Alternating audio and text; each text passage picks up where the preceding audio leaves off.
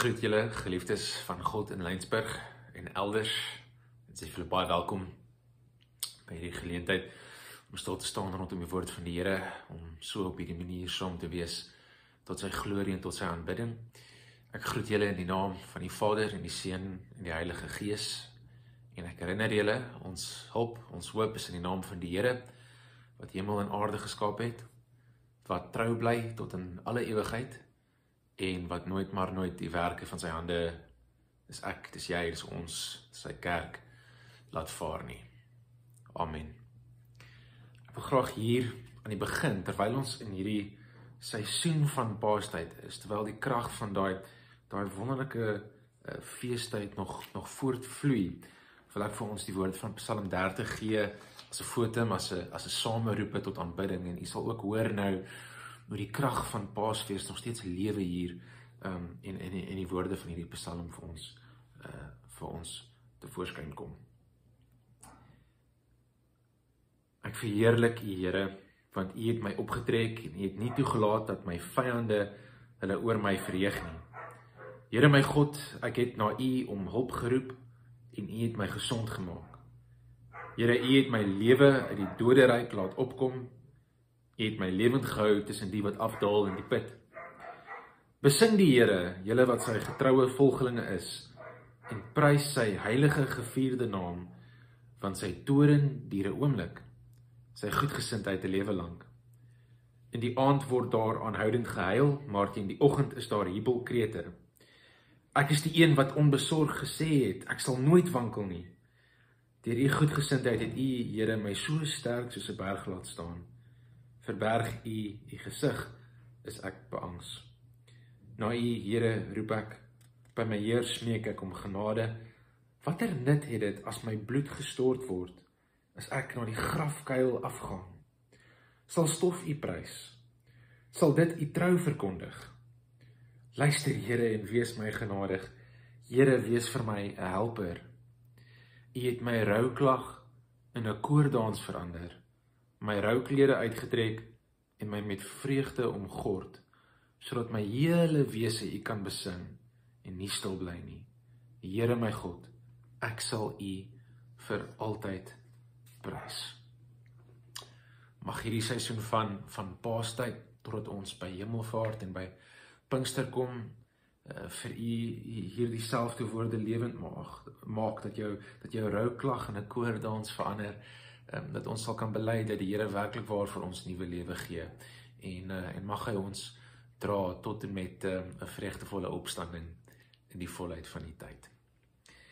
Ons skriflesing vandag, ons praat oor Paastyd in die hemel, is ons tema, en ons skriflesing kom by die boek van Openbaring 5, van vers 11 tot 14, is ons hoofteks vir vandag. Maar ek wil vra, voordat ons lees, dat ons tog die oë sal sluit en vir ons Here sal vra om vir ons te lei hierin. So kom ons sluit die oë en ons bid saam.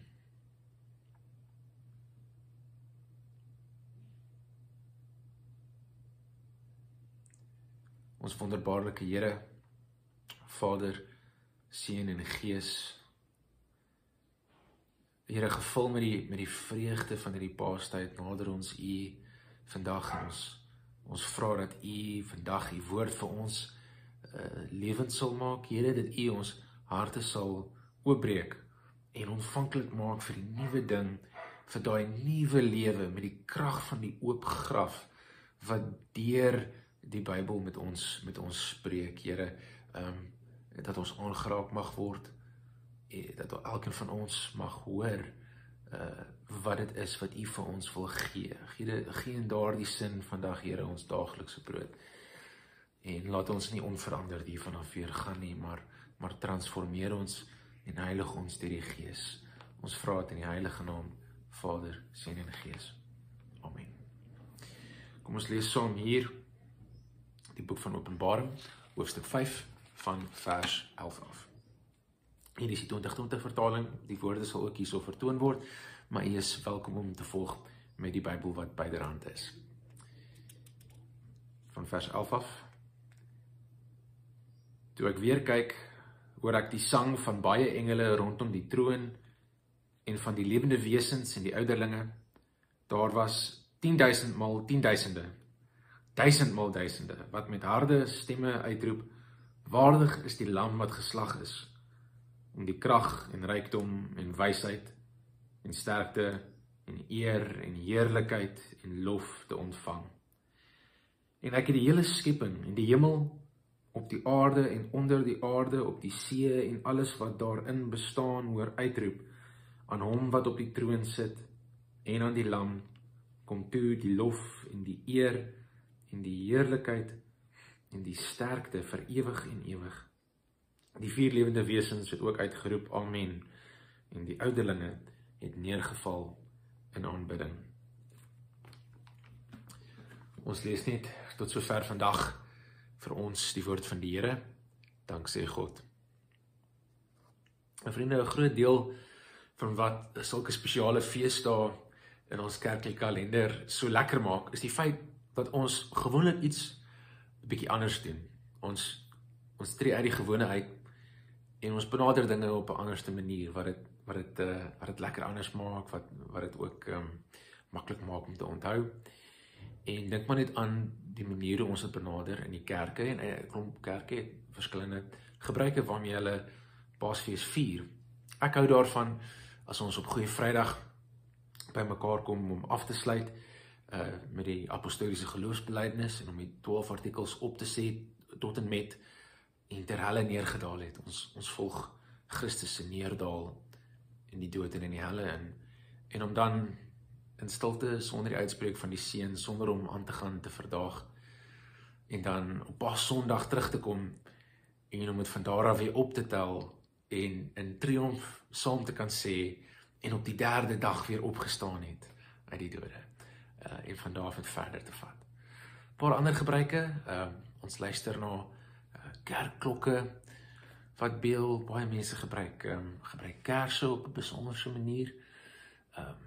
Daar's ander goed wat 'n mens ook kan doen, jy weet, as daar passiespelle is of spesiale musiekvertonings, daar's 'n klomp maniere waarop ons so 'n bietjie van iets anders doen wanneer dit kom by byvoorbeeld Paasfees. Dieselfde is natuurlik van Kersfees waar. Maar dit is nie net in die kerk dat ons goed bietjie anders doen nie. Dis ook in ons huise wat ons hierdie tradisies het. Ek meen, dink net aan ek dink altyd aan curryvis daar in die Kaap. Dit is die tradisionele Paasmaaltyd of lam dat ons saamkom en lam eet om die lam van die Pasga wat geslag is, dat die doodsengel verby moet gaan. Uit Exodus uit dat ons dit herdenk en sê hier sien ons Christus. So daar's dinge wat ons doen. Ek meen nie eens om van Paaseiers te praat nie. Maar daar's dinge wat ons doen wat anders is, wat merk dat hierdie dag besonders is, dat hy uitstaan. So die punt is, ons sal baie antwoorde kon gee as iemand vir ons vra wat gebeur in Paastyd, wat gebeur met Paasfees, deur net te beskryf hoe ons dit hier op die aarde vier, die aardse realiteit wat ons doen, wat so anders is. Maar ons glo tog ook dat dit nie net 'n aardse werklikheid is nie, dat daar iets hemels ook aan die gebeur is. Dat daar 'n geestelike realiteit ook aan die werk is. So, as dit nie waar was nie, is ons aardse handelinge, ek meen, hol simbole, jy weet wat is die punt. So, ons kan ook vra, ek meen, wat gebeur in die hemel tydens Paastyd? Ons kan nie onderbeskryf, maar wat gebeur in die hemel terwyl ons besig is met hierdie dinge? Nou, by die antwoord, of op hierdie vraag, dink ek, kan Openbaring 5 vir ons 'n tipe antwoord bied. Openbaring, die boek, Johannes, die geliefde disipel van Jesus, in sy ou dag sit in ballingskap op die eiland van Patmos, daar laat in die eerste eeu heel moontlik, en die opgestane Jesus Christus, die Here van opstandingssondag, geef hom hierdie visioen, en daardeur hierdie visionêre boodskap, wil die Here 'n boodskap gee aan sy kerk en die besondere aan die kerke in daardie dag in die provinsie van Klein-Asië, Turkye vandag, maar wat relevant bly, ek meen deur die eeue, hier word iets geopenbaar wat iets sê van hemelse realiteite vir die kerk, en daarom lees ons dit vandag ook, en dit bly relevant. Ons sou Openbaring 5 kon beskou as dalk die tipe hart van die kern van hierdie openbaring, hierdie visioen, hierdie boodskap met alles anders wat daar rondom draai, en hierdie beeld vind ons die troon van God. Die Vader is op sy troon in die hemel. Ek meen, hier is God in sy onmiddellike teenwoordigheid. Jy kan nie nader aan God kom as hier nie. So ons sal sy doeleindes, God se wil, God se hart, wat hy op sy hart dra, sal ons hier direk kan aanskou. Ons sal dit met soveel duidelikheid kry, dat twyfel of verwarring daaroor nie moontlik is nie, dat interpretasie nie eens nodig is nie. Rondom hierdie troon is daar verskeie wesens. Ek meen, daar is daar duisende engele, die hele skare van die engele rondom die Vader. Daar is ook die sogenaamde lewende wesens. Nou, hulle is dalk 'n spesiale klas engele of hemelse wesens, maar wat hulle anders maak is, in hulle beskrywing het hulle hierdie komponente van diere. Dit is baie interessant as mense gaan lees. Jy weet, die kop van 'n arend, of die kop van 'n leeu, of van 'n bul, en daar's vlerke betrokke, en soveel meer. En dan dalk, wat vir my die mees verrassende is, en dat hulle ingesluit is hier, so dat hulle ook in hierdie beskrywing tussen hierdie engele en hierdie vreemde wesens is. Daar is ook ouderlinge. Daar is ook ouderlinge hierso, en hulle staan in vir al die afgestorwe heiliges, die gelowiges, wat in die Vader se teenwoordigheid hulle saligheid geniet. Nou, simbolies gesproke wat ons behoort te sien, ek meen, die hele skepping is hier. Die hele skepping is hier. Die hele geskape orde word hier verteenwoordig. Hier is mense, hier is diere, hier is engele saam. Ek meen, alles wat geskape is, alle skepsels, sigbaar of onsigbaar, sien raak en gee stem aan daai wil van God, wat so direk en so duidelik hier gesien kan word. Nou, wat is dit? Wat is hierdie diepste wil van God? Wat lê in die hart van die Vader? Wat is hierdie diepste openbaring, wat die hart van hierdie boodskap is? Dit is die lam van die Pasga. Dit is die Christus van Paasfees. Ek meen, hulle bely, waardig is die lam wat geslag is om die krag en rykdom en wysheid en sterkte en eer en heerlikheid en lof te ontvang. En ook aan hom wat op die troon sit en aan die lam kom toe die lof en die eer en die heerlikheid en die sterkte vir ewig en ewig. Die hemelse werklikheid, dit wat in die hemel aan die gebeur is, terwyl ons daai dinge op aarde vier tydens Paasfees, is dit dat Jesus deur getrou na sy kruis toe te gaan en sy perfekte gehoorsaamheid aan die Vader vir ons duidelik te maak, deur dit te bewys. Juist daarom, weens sy slagting, is die Vader geregtig daarop om Jesus te verheerlik. Om hom te verheerlik. Eerstens, deur hom uit die graf uit te laat opstaan, en sodoende vir almal te wys, dat almal kan sien, dat hierdie Jesus die waarheid gepraat het in sy prediking, oor homself, oor God, oor die koninkryk van God. Die Vader het hom nie afgekeer en die Vader het hom nie gestraf oor sy woorde nie. Die Vader sê, hy is my geliefde seun, luister na hom, deur hom uit die dood uit op te wek.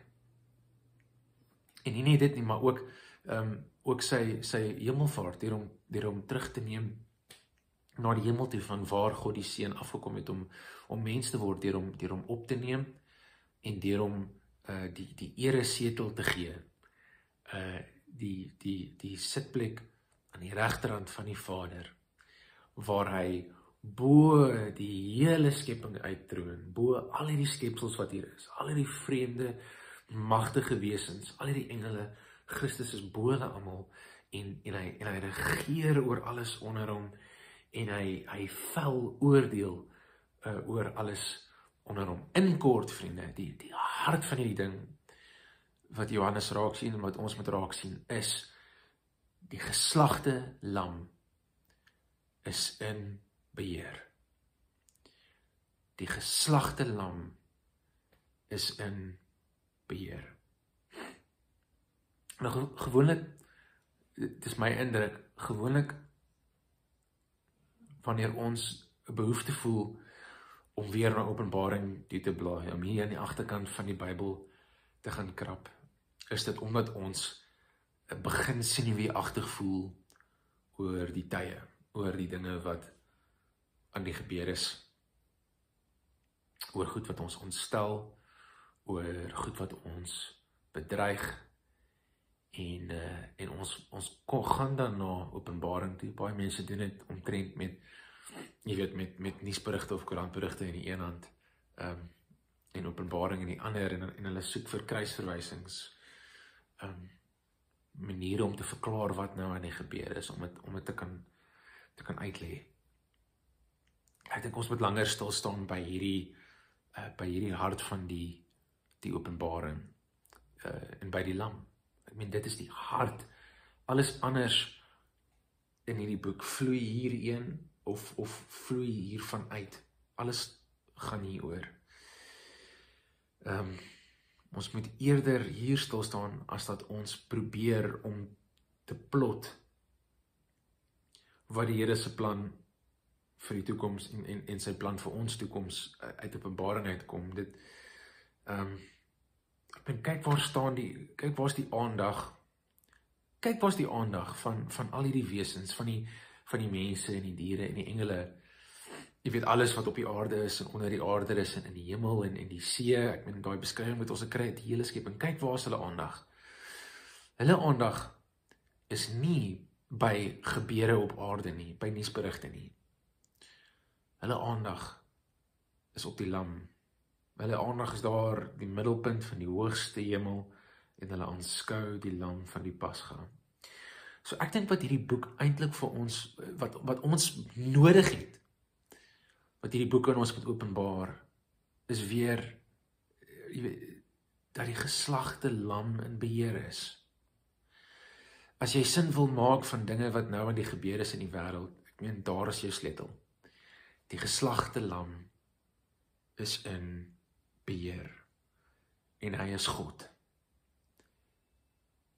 En die weg van die geskiedenis is soos hy dit wil, dis in sy hande. En hy is oneindig goed. En dis 'n hemelse realiteit, dit bly die waarheid, ongeag hoe senuweeagtig ons hieronder raak. En broers en susters, ek wil julle ook vra, kom ons gee agting aan die respons wat hulle gee. Wat is die behoorlike respons hierop? En hulle almal, mense, diere, engele, hulle eer hom, die Vader en die Seun, en hulle aanbid hom. Hulle aanbid die lam. Mag hierdie Paastyd, waar ons nog die gloed van daai feesdag ontvang, waar ons nog gloei daarvan en versterk is daardeur, mag hierdie Paastyd ons help om ons aandag op daai geslagte en verheerlikte Christus te hou, dat ons op hom gerig mag bly, en mag ons met sy hulp, wanneer die tye moeilik raak om te verstaan, of dalk moeilik raak om te weerstaan, dat ons die sinvolle aksie neem, saam met die res van die skepping, sigbaar of onsigbaar, en onsself neergooi in aanbidding voor hom. Amen. Kan ek vra dat ons weer ons oë sal sluit in 'n slotgebed.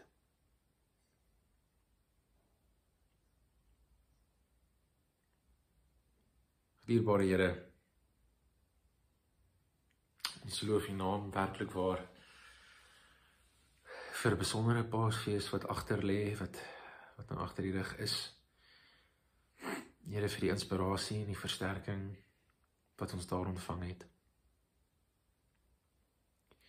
En dit voel amper snaaks, Here, om na dit weer terug te gaan na die gewone toe. Om weer in te val by die werk of by die skool of die normale routines, met ongeag van waar ons, watter fase ons in die lewe is. Jy voel eintlik snaaks om na hierdie monumentele gebeurtenis, dat Jesus van Nasaret nie in sy graf vandag lê nie, maar opgestaan het en lewe, dat hy vandag lewe en vandag heers. Here, om na dit net weer die gewone ou dinge te doen, dit voel sinneloos. Help ons, Here, om nie vas te kyk in die goed wat ons nou weer mee besig raak nie. Maar breek die hemele vir ons oop en wys vir ons, soos U ook vir Johannes op Patmos, die geslagte lam in die middelpunt van die hemel gewys het. Here, hou ons aandag. Here Jesus Christus, hou ons aandag op U gefestig. En ons sal sien dat U heers, en ons sal vertrou dat U in beheer is, en dat U seker sal maak dat ons by ons bepaalde bestemming sal uitkom, Here, dat die kinders van U verbond nie sal vergaan nie, maar die ewige lewe en die teenwoordigheid sal ontvang. Help ons om U te vertrou, help ons om die geslagte lam te vertrou. Hy wie so goed is, dat hy in perfekte gehoorsaamheid na die kruis toe gegaan het. Ons loof U en ons aanbid U, Here, ons bid vandag saam met engele, saam met diere. En ons loof U, Vader, Seun en Gees, God drie-enig. Amen. Vriende, ontvang tog die seën van ons Here vandag hier, wanneer ons afsluit. Mag die Here vir julle seën en beskerm. Mag die Here sy aangesig maak om oor jou te skyn en aan jou hemelse vrede gee. En mag die Here sy aangesig oor jou verhef en jou genadig wees. Amen.